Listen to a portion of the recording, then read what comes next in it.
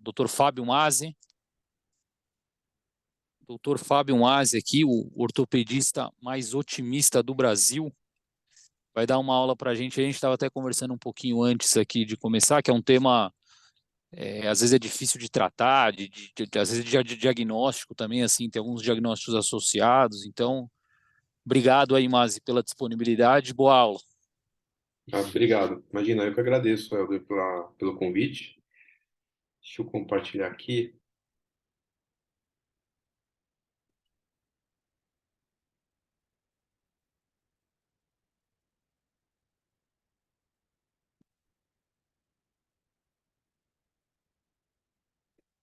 Todos estão vendo a apresentação?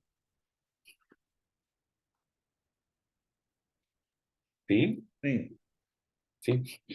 Então, primeiramente, queria então agradecer o Helder e o Hospital 9 de Julho pelo convite para dar essa aula. Meu nome é Fábio Mazzi, eu fiz ortopedia e fiz quadril no IoT, no Hospital das Clínicas. Atualmente sou assistente voluntário lá no IoT também. E o Helder, quando convidou para dar uma aula, pediu um assunto.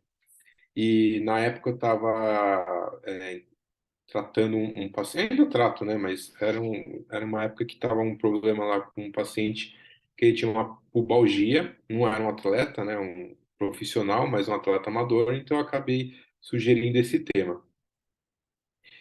Eu não sou nenhum especialista do tema, né? Mas por causa desse caso eu acabei estudando um pouco e eu achei que valia a pena compartilhar essa experiência. Bem, eu coloquei essa foto aqui porque a pubalgia, né? Você vai estudando a pubalgia, você vai vendo que é exatamente isso. Você puxa uma pena, vem uma galinha. Então, você vai minuciando o tema e cada vez que você vai vendo uma parte dele, vai aparecendo mais 100. Então, vai se desdobrando em mais outros temas. Então, assim, é um tema muito extenso, né? Com várias vertentes, várias facetas. Vou tentar, assim, falar algo mais geral, né? Lógico, voltado mais para a ortopedia. Bem, a pubalgia, ela tem como uma tradução em inglês em groin pain ou sports hernia, e tem como sinônimo em português sinfisite ou uveíte. É uma doença mais comum do que a gente pensa, né? Porém não existe ainda um consenso e nenhuma compreensão clara da base fisiopatológica da pubalgia. Por isso que ainda é um tema meio nebuloso e que não tem ainda uma clara, um claro diagnóstico, né? Um fluxograma para fazer um diagnóstico mais claro. Bem, a pubalgia é uma dor na região da virilha e do pubis e é a principal causa de afastamento do esporte. E no Brasil, como eu disse, ainda tem uma escassez de publicação sobre o tema. Um artigo publicado pelo SET, lá da Escola Paulista, Oliveira e colaboradores, eles fizeram um estudo da epidemiologia da pubalgia nos atletas e viram o seguinte, que 97,7% dos pacientes eram homens, a idade variou entre 16 e 67 anos, uma média de 32,8 anos, e o esporte que geralmente envolve rotação, chute. Chute por quê? Porque o atleta ele fica num apoio monopodálico, né? Ou mudança brusca de direção.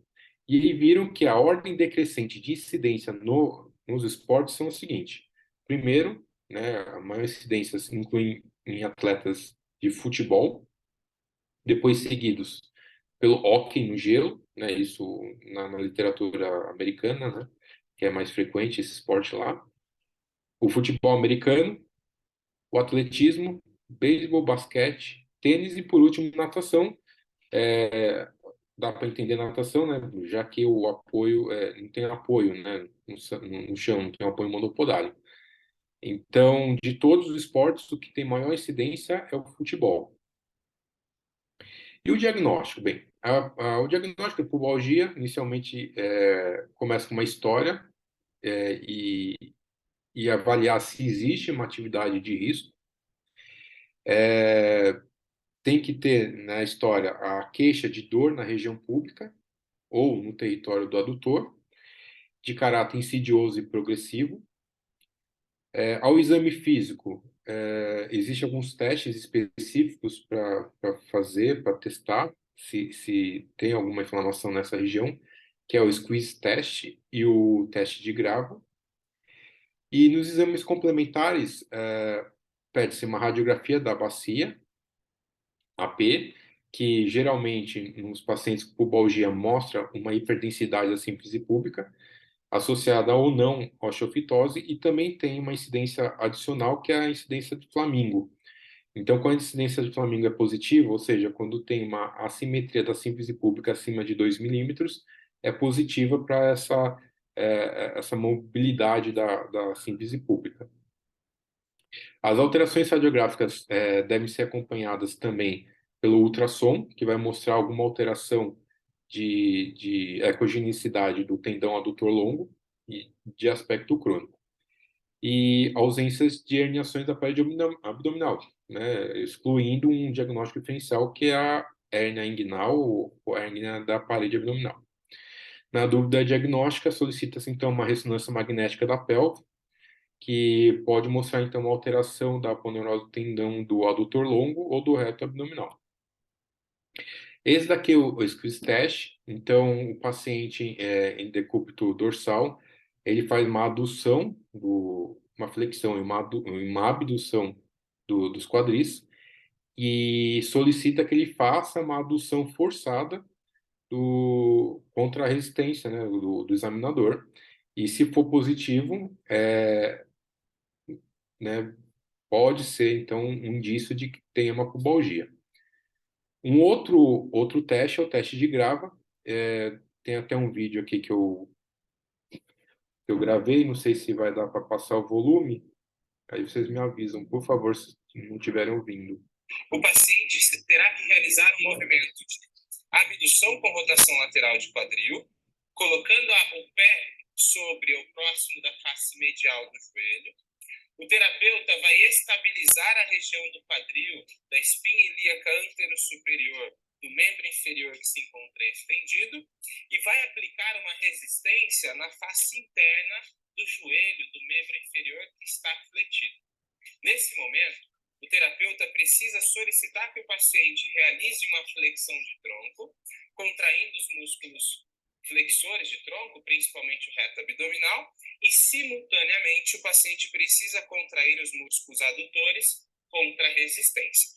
Então, eu vou estabilizar a espinha ilíaca antero-superior, vou aplicar uma resistência contra a face medial do joelho, que está fletido, e vou solicitar para o paciente realizar a flexão de tronco, associada com uma adução do membro inferior que se encontra fletido. Caso o paciente relate queixas de dor na região da síntese pública, o teste é considerado positivo. Bem, então esse aqui é o teste de Grava, descrito pelo Joaquim Grava. O paciente terá que realizar... E esse aqui é a incidência do flamingo. Então, o paciente, ele fica são feitas 3 incidências, né? Três imagens. Uma radiografia AP da bacia. A primeira, paciente com os 2 pés apoiados no chão. Depois, ele eleva um membro, esquerdo ou direito. E na terceira incidência, ele eleva o membro contralateral, né? Então, tem a imagem aqui do Flamingo, fazendo uma alusão do que seria, né, a posição. E aqui tem as 3 radiografias. Uma bacia AP, aqui do meio tem a perna esquerda tá elevada e aqui a perna direita. Então, aqui mostra que tem uma alteração de 0,2, né, em relação com os 2 pés apoiados, tem já uma diferença de 0,2 milímetros do lado direito em relação ao lado esquerdo. Quando o paciente fica com a perna esquerda apoiada, tem uma elevação desculpa, com a perna esquerda erguida, tem uma elevação aqui da síntese pública de 0,2 e quando está com a perna direita elevada, ele considera como zero. Então, ele falou que tem uma alteração de 0,4 entre os dois membros apoiados e o mínimo, a diferença mínima é quando tá as duas incidências. Então ele considera que teve uma translação de 0,4 centímetros, sendo então uma incidência positiva para pubalgia, né? Um diagnóstico, uma suspeita de pubalgia. E a pubalgia, no mundo, ela é tratada por cirurgião geral. Então, aqui tem o William Marias, que nos Estados Unidos, que é também um dos especialistas nos Estados Unidos de pubalgia, e aqui o Rick, que é uma alemã que é também uma especialista em pubalgia na Alemanha. Então, são referências desse assunto no mundo. E no Brasil, nós temos o cirurgião de quadril, né? Então, no Brasil, quem cuida da pubalgia é o cirurgião de quadril, por causa da proximidade da articulação do pubis com o quadril e também pela associação que tem, às vezes, da pubalgia com dores na articulação coxo-femoral. Então, para o diagnóstico da pubalgia, primeiro, é um diagnóstico de exclusão. Os diagnósticos diferenciais são patologias intraarticulares do quadril, como eu tinha falado, né, essa associação. Então, lesão labral ou impacto femoroacetabular, roturas miotendíneas, principalmente dos adutores e do reto abdominal, doenças da parede abdominal, principalmente hérnias inguinais, e aprisionamento do nervo ilioinguinal pela aponeurose do oblíquo externo. Então, precisa-se fazer uma análise do paciente como um todo, para excluir todas essas outras os diagnósticos diferenciais, para poder, então, bater o martelo e falar que realmente é uma pubalgia.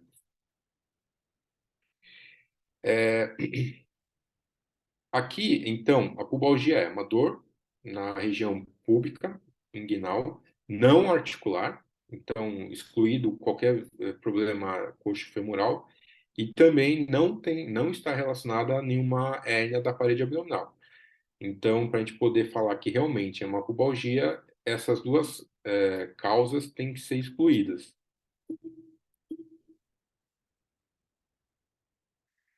E na pubalgia, nada mais é que, pensando na fisiopatologia, é um cabo de guerra. Então, o reto abdominal ele se insere no pubis e o adutor longo ele tem origem no pubis. Então, existe um cabo de guerra entre essas duas musculaturas. Então, geralmente, esse desequilíbrio de forças entre o reto abdominal e o adutor longo é que leva a essa dor no pubis e essa síndrome da pubalgia. E, né, agora relacionando, então, a pubalgia à articulação do quadril, já que, né, temos que excluir um diagnóstico de dor, excluir um diagnóstico articular, né? Então, não temos que excluir então uma lesão labral ou um impacto femoroacetabular. Existe então um fluxograma para a gente poder então analisar a pubalgia juntamente com alguma dor no quadril. Então, quando se tem uma dor na região pública, sem dor no quadril, né? E sem nenhuma alteração compatível com o impacto femoroacetabular, a gente está diante de um quadro de pubalgia clássica. Agora, quando nós temos um paciente com dor na região pública, com ou sem dor no quadril, mas que durante a nossa análise vimos que tem uma alteração que possa corresponder a um impacto femoroacetabular, uma das possibilidades que nós temos é fazer o teste terapêutico. Então, faz uma infiltração do quadril, um bloqueio de nervos, e ver se melhora essa dor. Então, se a dor melhorou com a infiltração, provavelmente a dor que o paciente tem é de origem articular. Agora, se não teve resposta, provavelmente, então, a dor é de origem da região pública. E, por fim, quando o paciente se queixa de dor na região púbica, mais dor na região do quadril, mas não tem nenhuma alteração correspondente a impacto femoroacetabular, aí precisa, então, prosseguir a investigação para ver se tem uma outra doença, né, às vezes uma artrose ou qualquer outro problema relacionado ao quadril que está gerando essa dor. E aí tem que abrir mão de outros métodos, né, de imagem ou até mesmo terapêutico, teste terapêutico. E o tratamento da pubalgia, ele é muito mais voltado ao tratamento conservador do que o cirúrgico. O cirúrgico, ele é destinado aos casos extremos, casos mais isolados, sendo a sua grande maioria do tratamento um tratamento conservador.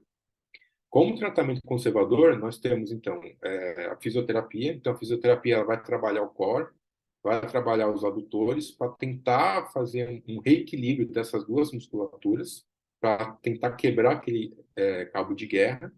E temos também outras opções, como as infiltrações com anestésico e corticoide no reto abdominal, nos adutores e também na síntese pública. E o tratamento cirúrgico, como eu falei, é destinado a casos isolados, né, casos mais difíceis de tratar, que não responderam ao tratamento conservador. Tem a tenotomia do reto abdominal, mas a tenotomia do adutor longo e lateral. Aqui tem alguns artigos que eu peguei, né, do PubMed, que fala sobre o tratamento cirúrgico. E já tem alguns estudos já descritos que mostram um tratamento com a via endoscópica.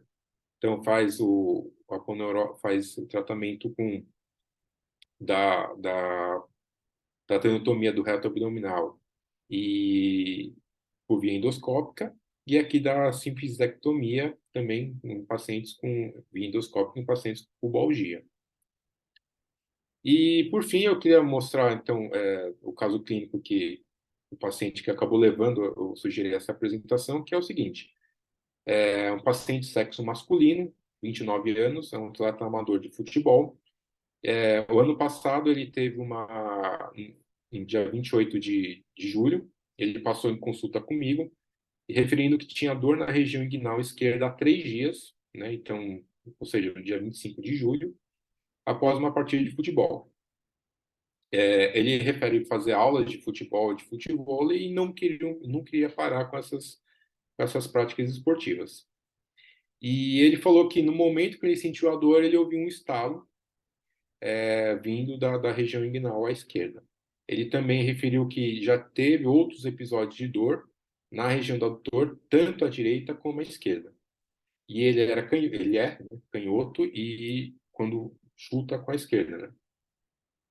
No exame físico, ele deambulava sem auxílio, não tinha déficit neurológico, tinha realmente dor na região dos adutores, uma dor mais proximal na origem, dor na síntese pública, não tinha nenhuma equimose visível, não tinha teste de Faber e Fadir positivo que pudesse me levar a pensar que pudesse ser um sem impacto, e o squeeze teste grava positivo à esquerda. Aqui é a ressonância dele na época. Então, aqui a gente mostra que tem uma lesão aqui no adutor, à esquerda, e aqui já tinha também uma alteração aqui na síntese pública. Ele fez, então, 5 meses de fisioterapia, e dia 6 de dezembro ele voltou comigo, apresentava melhora da dor, mas ainda tinha dor ainda na inserção do adutor à esquerda e no pubis. Então, devido ao tempo já de 5 meses de fisioterapia, eu conhecia a fisioterapia, conversava com ela, ela falava que estava progredindo, já tinha um equilíbrio muscular, mas assim, por causa da não melhora, eu optei então para fazer a infiltração dos adutores da síntese pública. Só que o pedido ele ficou, né, no plano de saúde. O plano de saúde, depois de 2 meses, ele negou a infiltração. E uma das justificativas do auditor foi que, dependendo da situação, né, a infiltração pode até complicar a evolução do paciente por inibir a dor, que é um mecanismo de proteção natural contra as lesões em nosso corpo. Só que, 2 semanas após a negativa do convênio, o paciente teve uma nova lesão do adutor, só que agora à direita. Então, aqui ele mostrou, então eu pedi uma nova ressonância, mostrou aqui uma nova lesão, agora à direita, e ainda mantinha a lesão aqui crônica da inserção do adutor à esquerda. Bem, é isso. Então, agora eu fiz novo relatório, solicitei novamente a infiltração e ele vai continuar agora, voltar à fisioterapia para melhorar agora a direita, etc. Mas é um caso que é assim, caso complicado e conversando com outros colegas também falam que é difícil, a pubalgia é um tratamento prolongado e às vezes é bem difícil a resposta mesmo. Tá? E obrigado. Se alguém tiver alguma dúvida, quiser perguntar alguma coisa. Ô, Mazi, obrigado aí pela aula, bem bacana mesmo. Aqui no chat não tem, então eu vou fazer uma pergunta aqui para depois se alguma outra pessoa quiser perguntar. Primeiro, só um comentário, não sei aí de quem está presente aí, eu sei que o Denis aí é ortopedista de quadril também, não sei as outras pessoas que estão, mas assim, cara, para mim o caso mais difícil de tratar de pubalgia é o caso que tem impacto junto, assim, com lesão labral e dor articular, porque esses casos, na verdade, às vezes não é nem dúvida diagnóstica, mas são casos que os pacientes não melhoram, né? Então, assim, às vezes esses casos, os casos que eu acho mais difícil de tratar, né? Não sei dos casos que vocês já trataram. Uma outra coisa que eu ia te perguntar assim, teoricamente, não sei, você que vê uns trabalhos aí, porque assim, o que eu imagino, né?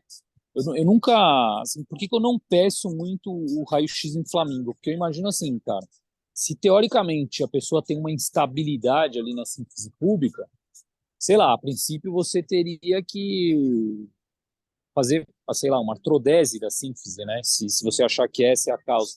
Então eu nunca, isso é uma coisa que estudando pubalgia ali, tipo, eu nunca entendi direito, né? Porque eu acho que teoricamente é uma coisa bem agressiva, né? Pensando para um tratamento dessa patologia. Não sei o que você acha aí, Não, que você então, viu nesses trabalhos. além do trabalho, o que eu entendi foi que essa instabilidade da síntese pública era gerada pelo desequilíbrio muscular.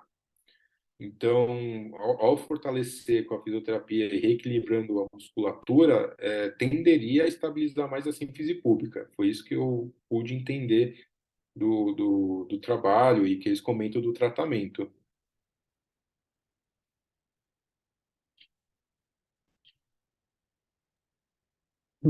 Boa noite. Posso fazer um comentário primeiro? Parabéns pela aula, Fábio. Muito Obrigado. elucidativa a aula, né? É, Helder, concordo com você, né? Nos casos que tem impacto femoroacetabular, muitas vezes a gente trata o impacto, né? Às vezes até cirurgicamente, né? Artroscopia e tal, tira o CAMI lá. Acho que os maiores CAMIs são os que mais levam ali a dor pública, né? E você trata, o paciente melhora no dia a dia, mas assim, se você palpar o pubis, ele dói. Isso parece que fica crônico mesmo, né? Ele fala, trata o impacto femoroacetabular, melhorou a queixa do dia a dia, no esporte e tal, mas se você for examinar e palpar, o pubis está sempre sensível, né? Não sei se é essa o que vocês veem também, né? E outra coisa, Helder, que eu não sei se você e Fábio também, que vocês veem na prática clínica, eu tenho tido alguns casos, né, de pubalgia pós-artroplastia total do quadril, né, e persistentes e de difícil tratamento, né. Olhando assim na fisiopatologia, eu não achei muita coisa, eu já procurei uma vez, né.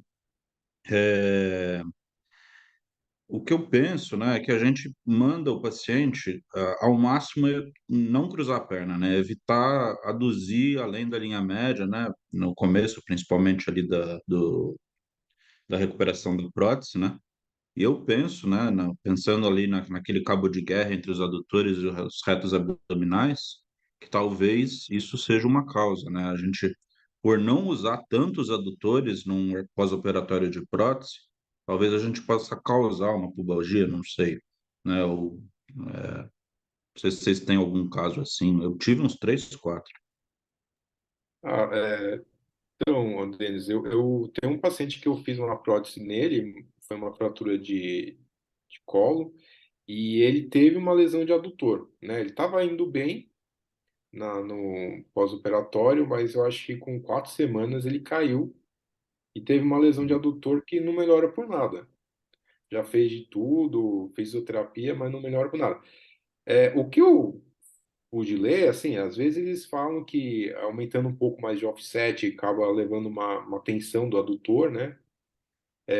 Mas não sei se foi por causa da fratura, ele acabou realmente, é o que você falou, ele não treina os adutores e acaba enfraquecendo, ou foi, às vezes, na cirurgia, às vezes ficou um pouco mais retrovertido, ou aumentou o offset e acabou levando uma tensão desses adutores, levando a essa lesão crônica. Mas realmente eu não, é difícil tratar. Ele realmente, esse paciente aí tá difícil, não melhora com nada, nem com físico, nada. Mas ainda não tentei, sim, ele, a infiltração é ruim, né? Fazer a infiltração logo do lado da prótese, né? Então eu não quis invadir. Mas eu falei para ele, insistir ainda com a físio e vamos ver, mas é difícil. Pois é, mas quase a mesma coisa, né? Eu não quero mexer nada de perto da prótese, né? Quando a prótese está legal, né? Até porque para os pacientes, né? Se a gente fez uma prótese, a queixa da pubalgia não é nada perto do que ele sentia antes, né? Pela artrose, né? Hum, Mas é isso aí que eu É, queria comentar. não, eu não sei, não, assim, de cabeças, quando você falou assim, até fiquei pensando, eu não sei se você chegou a fazer algum exame de imagem desses casos de pubalgia, assim, tinha alteração, tendinite dos adutores dentro? Dois não tinham, dos três, né? Recentes, e um tinha uma tendinite dos adutores ali. Tá. Não, porque o que eu penso que eu já tive caso é de impacto de pessoas, assim, né, que talvez a dor seja meio um diagnóstico diferencial ali, mas os adutores Uhum. eu não lembro, não, assim, de ter tido. Na Eu verdade, cara, pensei, né? Nesses 3 casos recentes que eu tive, eu pedi ressonância, né? Com supressão de metal, tal, e eu não achei que era o tendão de psoas, não. Por isso que eu fiquei meio assim. E os 3 casos foram recentes. É aquela coisa, né? As coisas raras acontecem meio juntas, né? Vem tudo de uma vez, assim. Veio 3 de uma vez, assim, que fica com uma dorzinha ali, né? Não é nada absurdo, mas a gente quer zerar, né? Numa prática quadrante, não quer nenhuma dor, né? isso é. Deixa eu ver, acho que aqui não tinha mais nenhuma dúvida. Bom, sei lá, mas esse caso aí, pelo que eu lembro da ressonância sua desse paciente do caso clínico que você mostrou, não tinha assim edema de sínfise, né? Eu achei engraçado que, cara, ele teve essa lesão do lado esquerdo e depois mostrou ali na ressonância uma lesão do outro lado, né? Ele continuou jogando mesmo com dor? Continuou. Então, ele melhorou da dor, ele fez a fisioterapia, ele fez 5 meses. E aí ele foi jogar a bola e falou que foi fazer um movimento para buscar a bola com a perna direita e teve essa lesão no adutor direito. Mas ele mantinha ainda um pouco de dor à esquerda, mas ele falou que era em alguns movimentos específicos, não era uma dor contínua. Mas às vezes ele falou que às vezes incomodava. Então, por isso que eu até pedi infiltração para ver se melhoraria, né? Melhoraria essa inflamação, essa dor. Mas não deu muito certo. Mas ele continua fazendo físico, vamos ver. Depois você conta aí pra gente o que que deu. Ou fala pra ele Como? parar de jogar, né? Que é Fa- uma solução também. Falei para ele, eu falei, ó, não procurar outro esporte. Então acho que é isso aí, Mazi. Acho que ninguém mandou dúvida aqui pelo chat, ninguém se manifestou ali. Só agradecer de novo aí, obrigado. Depois eu vou te cobrar ver o que esse caso deu aí, essa resolução. Beleza. Obrigado, Helder, pelo convite aí.